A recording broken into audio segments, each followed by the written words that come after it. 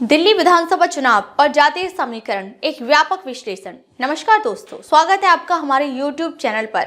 आज हम बात करेंगे दिल्ली विधानसभा चुनावों में जातीय समीकरणों की भूमिका के बारे में।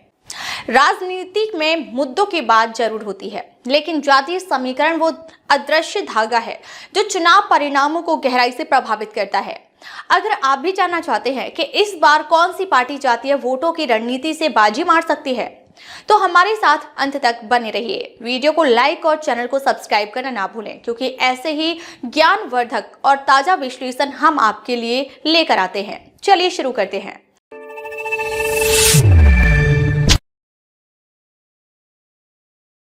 दिल्ली विधानसभा चुनावों में जातीय समीकरणों की भूमिका सदैव अत्यंत महत्वपूर्ण रही है। यह न केवल राजनीतिक दलों की रणनीतियों को आकार देती है, बल्कि चुनाव परिणामों को भी व्यापक रूप से प्रभावित करता है।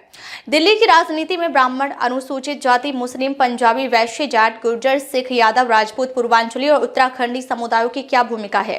कौन से समुदाय किस दल की ताकत बढ़ा सकते हैं और किस तरह ये जातीय समीकरण चुनावी गणित को बदल सकते हैं? भले ही चुनावी रैलियों में विकास, शिक्षा और स्वास्थ्य जैसे मुद्दों की चर्चा होती हो, लेकिन जमीनी स्तर पर जातीय समीकरण टिकट वितरण, प्रचार अभियान या मतदाता लामबंदी का केंद्र बिंदु बने रहते हैं। दिल्ली की आबादी विभिन्न जातीय समूहों से मिलकर बनी है, जिनमें ब्राह्मण, अनुसूचित जाति यानी एससी, मुस्लिम, पंजाबी, वैश्य, जाट, गुर्जर, सिख, यादव, राजपूत, पूर्वांचली और उत्तराखंडी समुदाय प्रमुख हैं।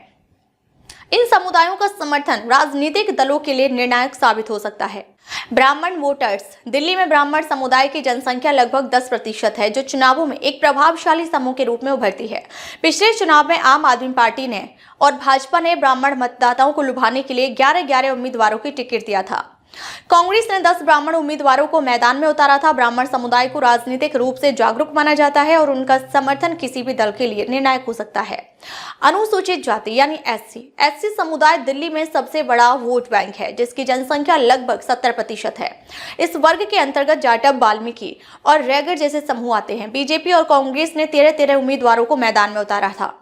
आपने 12 उम्मीदवार खड़े किए थे। हालांकि कांग्रेस का ऐतिहासिक प्रभाव इस समुदाय पर अधिक, लेकिन आप और बीजेपी इसे अपनी ओर खींचने की कोशिश कर रहे थे। मुस्लिम मतदाता।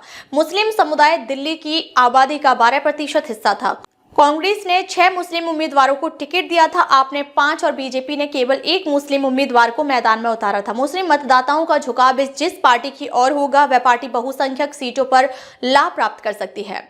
पंजाबी समुदाय दिल्ली की जनसंख्या का लगभग 10% है। बीजेपी और कांग्रेस ने इस वर्ग से 7 उम्मीदवार खड़े किए थे। आपने 6 पंजाबी उम्मीदवारों को टिकट दिया था। पंजाबी समुदाय का राजनीतिक परिदृश्य पर एक स्थायी प्रभाव रहा है। वैश्य समुदाय दिल्ली का आबादी का लगभग 8% है। आपने इस समुदाय से 10 उम्मीदवार खड़े किए थे। बीजेपी ने 9 और कांग्रेस ने 6 उम्मीदवार दिए हैं। वैश्य समुदाय आर्थिक रूप से सशक्त और राजनीतिक रूप से जागरूक माना जाता है। जाट और गुर्जर समुदाय क्रमशः 5% और 4% आबादी रखते हैं। बीजेपी ने जाट समुदाय से 10 और गुर्जर समुदाय से 8 उम्मीदवार दिए थे। आप और कांग्रेस ने समान प्रतिनिधित्व प्रदान किया था। सिख मतदाता। सिख समुदाय दिल्ली की जनसंख्या का लगभग 3% है। बीजेपी और उसके सहयोगी अकाली दल ने 7 सिख उम्मीदवारों को टिकट दिया था। आपने 4 और कांग्रेस ने 3 उम्मीदवार खड़े किए थे। इस समुदाय का प्रभाव सीमित होते हुए भी कुछ क्षेत्रों में निर्णायक हो सकता है। पूर्वांचली मतदाता। पूर्वांचली समुदाय दिल्ली की राजनीति में 16% जनसंख्या के साथ एक बड़ा वोट बैंक है। आप और कांग्रेस ने 2 उम्मीदवार दिए थे। बीजेपी ने केवल 1 उम्मीदवार को टिकट दिया था। उत्तराखंडी समुदाय दिल्ली में 6% आबादी के साथ एक उभरता हुआ समूह है। बीजेपी और कांग्रेस ने 1 उत्तराखंडी उम्मीदवार को टिकट दिया था। जातीय समीकरणों का प्रभाव। दिल्ली के विधानसभा चुनावों में जातीय समीकरणों का सीधा प्रभाव मतदाता झुकाव और चुनावी परिणामों पर पड़ता है। ब्राह्मण, एससी, मुस्लिम और पूर्वांचली जैसे बड़े समुदाय जिस पार्टी के पक्ष में होंगे, वही इस चुनाव में जीत दर्ज कर सकता है। राजनीतिक दलों ने जातीय समूहों को ध्यान में रखते हुए टिकट वितरण और प्रचार अभियान की योजना बनाई है। पिछले चुनाव में सभी पार्टियों ने जातिगत समीक्षा के तहत टिकट दिए थे और अब की बार देखना दिलचस्प रहेगा कि पिछली तरह जातिगत समीक्षा देखकर टिकट देंगे या नहीं। और आगामी चुनाव यह तय करेंगे कि कौन सा दल अपने जातीय समीकरणों का सही ढंग से साध पाता है और दिल्ली के मतदाताओं के विश्वास को जीतता है। दिल्ली के अन्य प्रमुख समुदायों में पंजाब, वैश्य, जाट, गुर्जर, सिख, पूर्वांचली और उत्तराखंडी शामिल हैं। पंजाबी समुदाय से 10%, वैश्य समाज से 8% और पूर्वांचली समुदाय से 16% वोट बैंक पर सभी दलों ने अपनी रणनीति बनाई है। उत्तराखंडी और यादव जैसे छोटे समुदाय भी महत्वपूर्ण हैं।